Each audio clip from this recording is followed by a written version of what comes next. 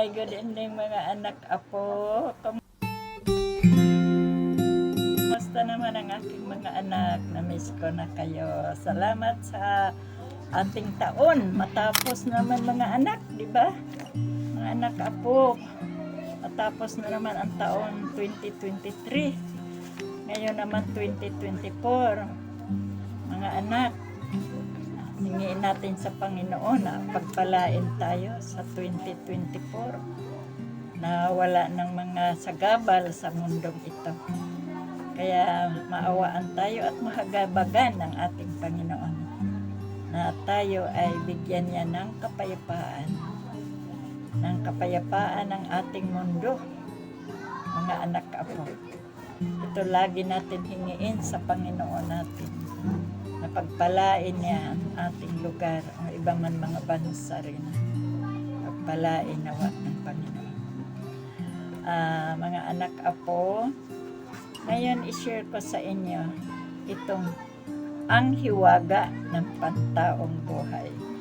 Siguro mayroon iba alam na ito, mayroon ding hindi pa alam. Kaya mga anak, kung saan man kayo ngayon, sa ano bang mga lugar kayo, gabi ba, araw o madaling araw, kumusta ko na kayo lahat? Pagpalain nawa tayo ng ating Panginoon na sa araw-araw natin na pamumuhay, na nandyan yung ating Panginoon gumagabay sa atin. Alam niyo mga anak apo, ang ating Panginoon talagang hindi natin alam na ginagabayan tayo niya. Tayo ay inaalagaan niya araw-araw. Hindi lang natin yun nakita.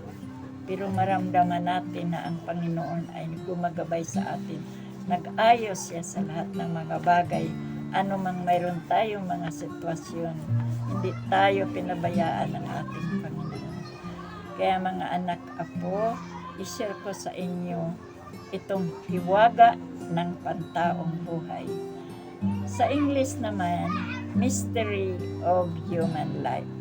Dito, Tagalog lang yung i-share ko sa inyo. Ito yon mga anak apo. Yan o. Ilapit ko para mabasa niya. Ang hiwaga ng pantaong buhay. Basahin ko sa inyo. Sabi niya, naitanong mo na ba sa iyong sarili kung bakit ka nabubuhay sa mundong ito at ano ang layunin ng pantaong buhay? Tingnan niyo mga anak. Apo kahit sa anong uring tao ka at anuman ang profesyon mo, tiyak na sasang-ayon ka sa tulad ng karamihan na ilang mga bagay na ito. Diba mga anak po? Ngayon, ang salapi, sabi niya, ang salapi ay hindi makapagbigay ng lubos sa kasiyahan sa tao. Dito, minsan magtanong tayo bakit, diba? Pero ang salapi nga, talagang kailangan natin. Kasi kung wala rin tayong salapi, diba, wala natin pambili sa ating pangailangan. Pero sabi lang niya dito, ang salapi ay hindi makapagbigay ng lubos sa kasiyahan sa tao. Pangalawa, sabi niya, edukasyon. Ang edukasyon din, importante sa atin yan, di ba? Kaya sabi niya, ang edukasyon ay hindi makapagbigay ng lubos na kasiyahan sa tao. Diba? Mamaya explain ko lang ulit ito. Pangatlo, ang libangan. Ang libangan ay hindi makapagbigay ng lubos na kasiyahan sa tao. Ano din. Apat, ang tagumpay. Sabi niya, ang tagumpay ay hindi makapagbigay ng lubos sa kasiyahan sa tao. Mga anak apo ito. Ang salapi, sinabi niya, hindi siya makapagbigay ng kasiyahan sa tao. Bakit? Kasi minsan tayo, pag may pera tayo, 1,000, no? Diba? 1,000. Parang hindi pa tayo kontento. 1,000. Kulang pa para sa atin. Ito yung na ang salapi. Hindi talaga hindi tayo mabigyan ng kasiyahan kasi gusto pa natin, hindi tayo kontento na may 1,000 na nga tayo, pero gusto mo pa, dagdagan mo pa. So, ito naman, edukasyon, ganun din. Tapos ka na ng doktor, gusto mo pa mag-doctorate, gusto mo pa maiba pang mga profesyon. Dahil hindi ka pa nakontento, di ba? Ngayon, ganun din sa mga libangan, manood ka ng TV. Naku, palipat-lipat hanggang na maano na lang yung TV mo sa kalipat-lipat. Ganon din tayo. Hindi tayo kontento sa papanood natin sa mga libangan. Ganon din mga anak apo sa tagumpay. Diba? Kung tayo nagtagumpay na sa mga laro, kumbaga, nanalo na tayo sa mga ibang bansa. Pero gusto pa rin natin. Pupunta pa tayo. Maghanap pa tayo ng ibang bansa para manalo tayo ulit. Kaya hindi rin tayo kontento dito. Kaya tinanong tayo, bakit? Sabi niya, bakit? Sapagkat hindi mo pa natanto ang plano ng Diyos. Diba mga anak? Ang Diyos may isang plano. Ang planong ito ay may malaking kaugnayan sa tao. Ang planong ito ay tinawag na ekonomiya ng Diyos. Ang ekonomiya ng Diyos ay ang buong plano ng Diyos para sa tao. Ipinaliwanag nito ang pinagmulan at hantungan ng tao, gayon din ang kahulugan ng pag-iral ng tao. Kaya pakinggan nyo mga anak apo Una, taglay ng tao ang larawan ng Diyos. Sa Genesis 1:26a, sabi niya, sinabi ng Diyos, lalangin natin ang tao sa ating larawan ayon sa ating wangis. Ito yung layunin ng Diyos sa atin. Tapos, sabi niya, ang paglalang ng Diyos sa tao ay naiiba mula sa kanyang paglalang ng lahat ng iba pang bagay. Nilalang niya ang tao ayon sa kanyang sariling larawan. May sinampol siya mga anak apo, guwantes. Kita naman natin yung guwantes, di ba? Magamit yun natin kung maglaba, mga bagay na hawakan natin, para hindi tayo madumihan o masaktan, kaya gumagamit tayo ng guwantes. Sabi niya, ang guwantes ginawa ayon sa wangis ng isang kamay na taglay ang layuning magsilid ng kamay. Diba? Yung guwantes mga anak apo, makita natin. Pag walang laman, parang wala lang, hindi siya kagamit-gamit. Hindi naman maari lagyan mo mga bato, hindi naman maari lagyan mo ng tubig dahil hindi yung angkop sa kanya. Diba mga anak ako? So, ang bagay na ilagay mo, sabi niya dito, kamay. Diba mga anak, pag linagay mo na yung kamay mo sa guwantes, makita mo na siya na may buhay na. Gumagalaw, kumikilos na yung kamay natin, kaya gumagalaw rin yung guwantes. Kaya sabi niya, gayon din ang tao ay nilalang ng larawan ng Diyos na taglay ang layuning magsilid ng Diyos. Diba mga anak ako? Kaya pangalawa, sabi niya, ang tao ay isang sisidlan, mga anak. Ang Diyos upang maipakilala ang kayamanan ng kanyang kaluwalhatian sa mga sisidlan ng awa na kanyang hinanda ng una pa sa kaluwalhatian. Makita naman natin ito mga anak sa Roma 9:23. Kaya sabi niya, tayo ay mga sisidlan ng Diyos. Ninanais ng Diyos na maging ating nilalaman. Katulad ng mga botelya na ginawa upang magsilid ng tubig. Diba kung makita natin mga bote, ang bagay ilagay doon, mga likidong bagay. Hindi mo naman lagyan ng mga excuse me, mga bato or buhangin. So, ang bagay doon, mga soft drinks, mga juice, or tubig, sabi niya. Kaya tayo mga anak, apo, tayo ay ginawa upang masigla ng Diyos. Alahanin ninyo mga anak, na tayo ay mga sisidla ng Diyos. Amen. Hindi katakataka na ang kaalaman, kayamanan, at tagumpay kailanman ay hindi makapagbigay ng kasiyahan sa iyo, sapagkat ikaw ay nilalang upang masigla ng Diyos. Mga anak, diba? Pangatlo naman, sabi niya, ang mga bahagi ng tao. Mayroon dito, mga anak, diagram. Pakita ko ulit sa inyo. Ito. Ang tatlong bilog na ito, kung makita natin mga anak, itong maliit, ito yung espiritu. Yung pangalawa sa maliit ay kaluluwa. Yung pinakauna mga anak, ito ay katawan. Explain ko naman ulit. Sabi niya, ang katawan ay ang pisikal na katawan, nabibilang sa physiological na antas. Kinakaugnay ang mga bagay ng material na kinasaklawan at ang pinakamaibabaw na bahagi. So, pangalawa, ang kaluluwa na naman.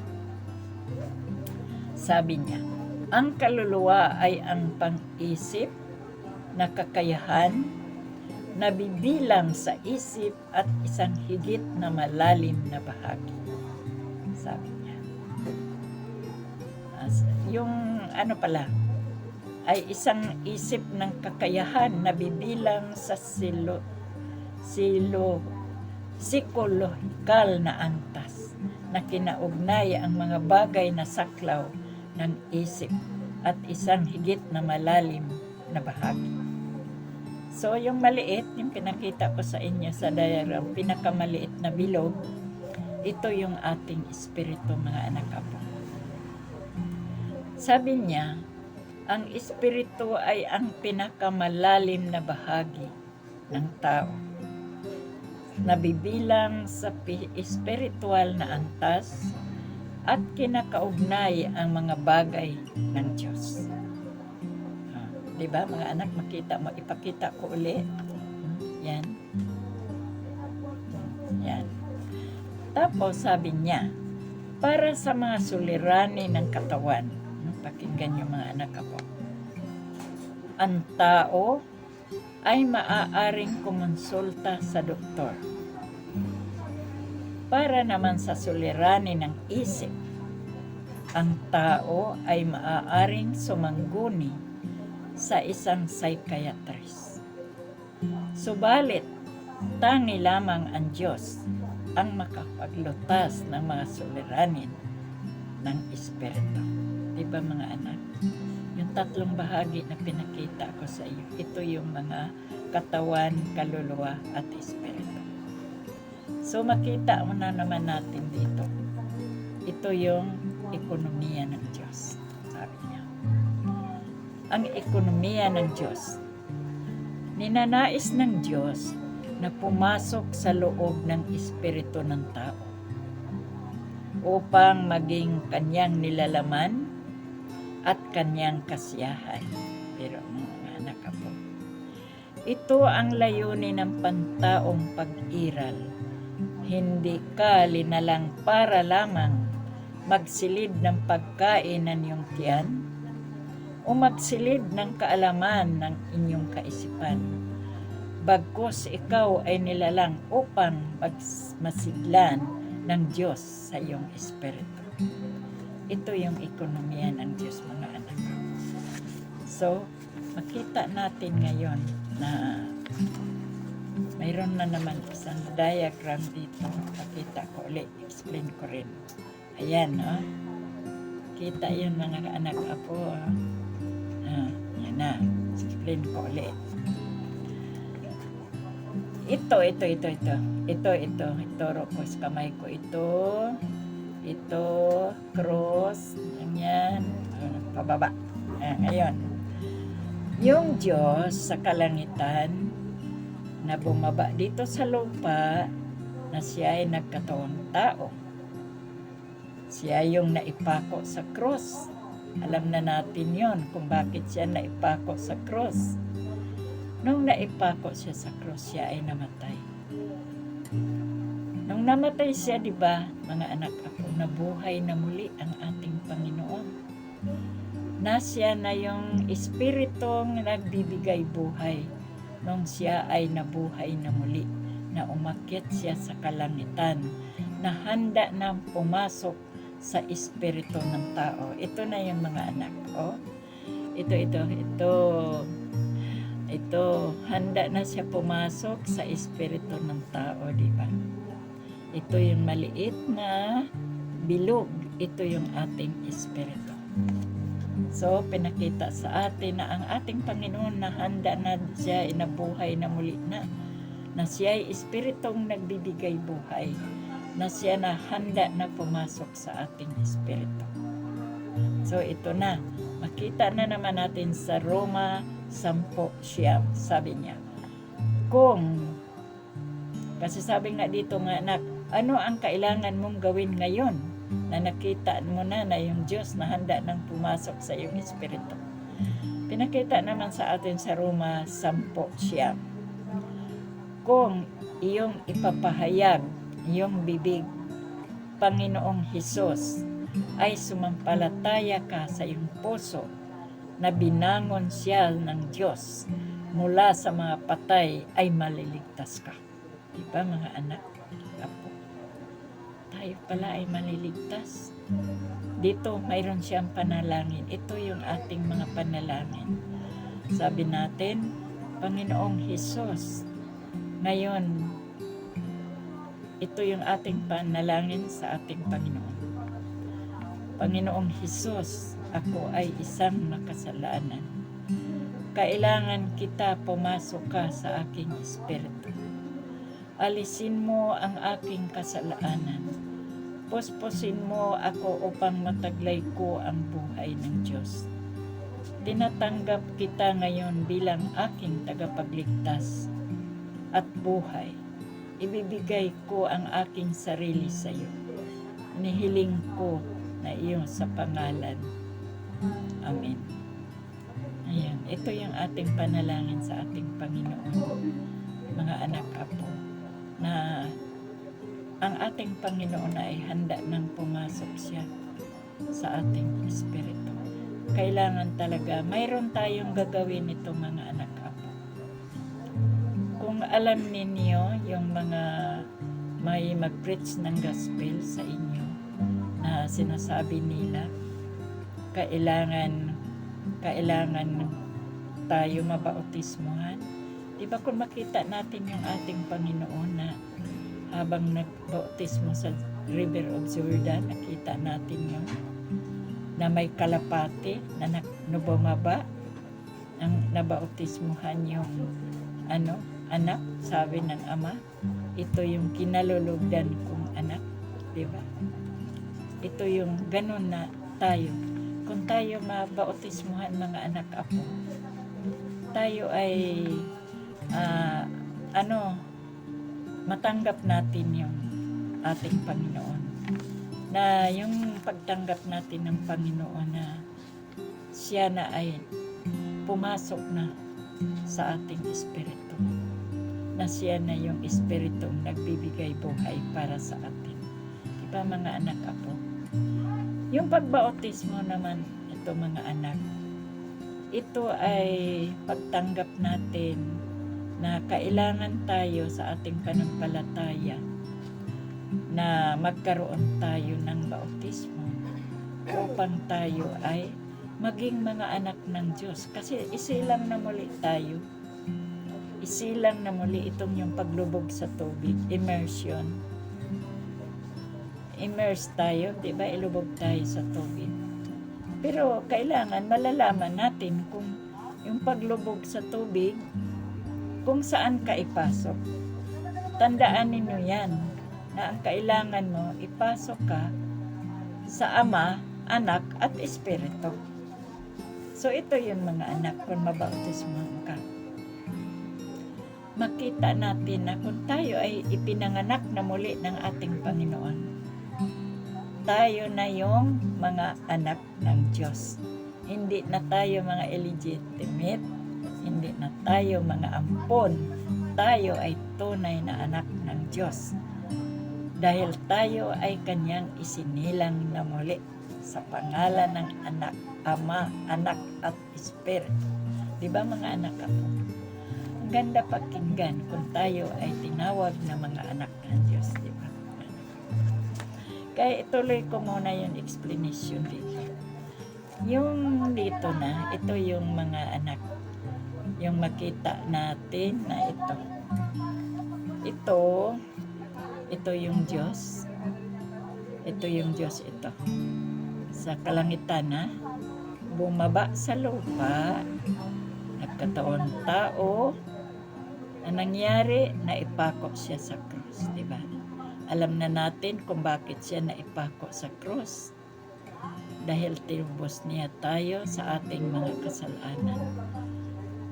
Pero ang ating Panginoon, mga anak, hindi siya nanatili sa kamatayan.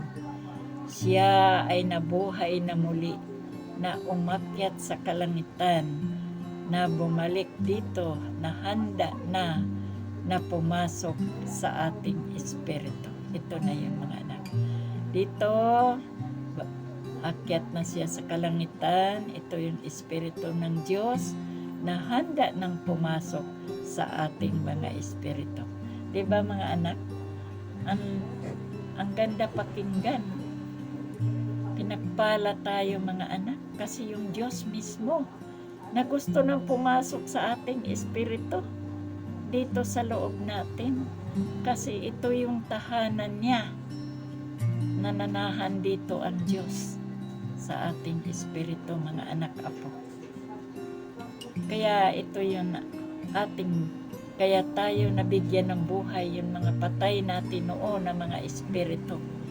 Nabigyan tayo ng buhay dahil sa ating Panginoon na siya ay nabuhay na muli, na handa na siyang pumasok dito sa ating espiritu.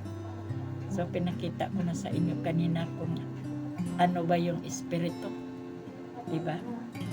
Nasabi niya, ang espiritu na ito yung, sabi niya dito sa ulitin ko ulit, baka makalimutan na.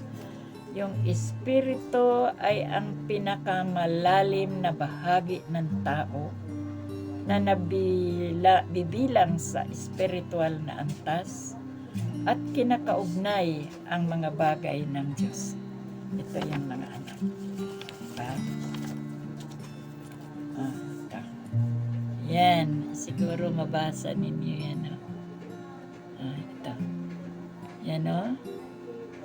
Diba? Ito na, mga anak ako. Kasi yung tatlong bahagi na yon, yung katawan, kaluluwa, at espiritu. Kaya tayo may tatlong bahagi, mga anak apo, di ba? Yan, yon. Kaya dito, mga anak apo, kung mayroon kayong mag-gospel na makita ninyo ito, tanggapin ninyo, mga anak apo, ha? Ito ay para sa ating kaligtasan, na ang ating Panginoon na siya ay nabuhay na muli, na handa na pumasok sa ating espiritu. So mga anak apo, dito na lang tayo. Andito yung apo ko na mabait. Mga apo, andito na. Amen. Hello po guys! Thank you po ulit po sa pag-support po ninyo at pasensya ulit po kasi natagalan na naman po yung pag-vlog pero here na po, di ba? Hinabaan po ni Lola or ni Nanay Conching. So, Amen. sana po guys, hindi po kayo magsawa po sa panonood. So, maraming salamat po ulit at bye-bye po! Hallelujah. Ingat po